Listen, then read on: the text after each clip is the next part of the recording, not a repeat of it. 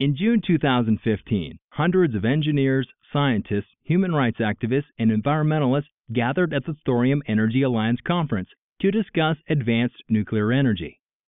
We asked the participants why they thought advanced nuclear was important for our future, and this is what they said. Climate change is a real and, demonstrably proven problem. The ocean acidification, which is galloping at us and we're doing nothing about it. The world suffers in energy poverty. And population is increasing, and the world is developing and demanding more and more energy.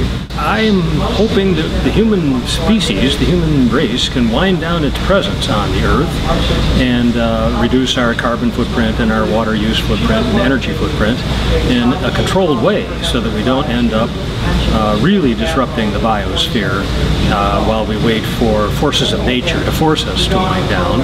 We've got to get off our addiction to oil and coal and natural gas. We're polluting the planet. We have a global warming crisis on our hands. Reconsider the stigma that energy consumption has today, and to reconsider that if we have a source of environmentally friendly, cheap, clean, scalable, highly abundant energy, then there is very little limit to what we can do to increase human prosperity and to protect more of nature. Any clean, safe, reliable source of energy is good. I mean, it takes energy to lift people out of poverty. And poverty is the worst scourge that we have at the moment. And we want to take care of that. We need abundant, affordable energy.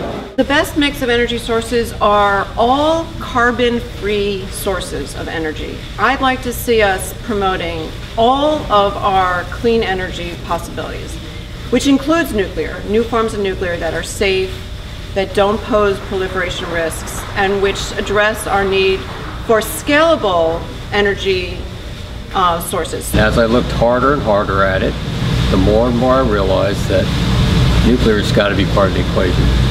These light water reactors that we built during the Cold War were maybe a little dated, and maybe we had something better. And some of these ideas caught my attention as I was scanning for the future, and molten salt reactor kind of hit me as perhaps that answer. You need this. We need to talk about this because renewables cannot do it alone. Human existence is riding on our ability to get energy in the way that we do. High quality energy that is available 24/7.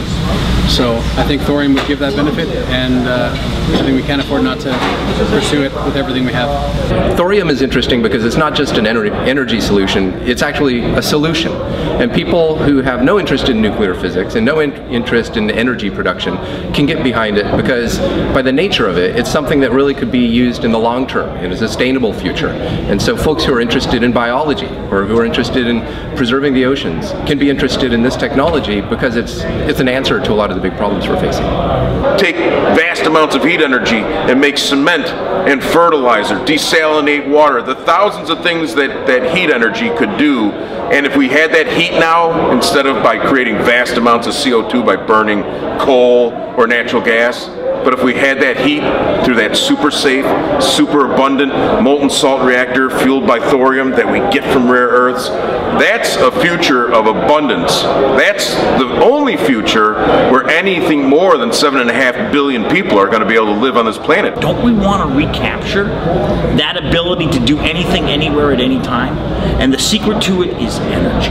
It's that ability to bring resources, human resources often, but to bring power and energy to a problem in order to be able to solve it. I would advise folks who are a little bit interested in this to go to thoriumenergyalliance.org and find a little bit of information. And as you learn more, go tell a friend.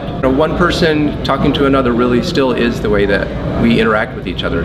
I'd encourage you to go investigate it a little bit, and if you think there's something there, tell a friend.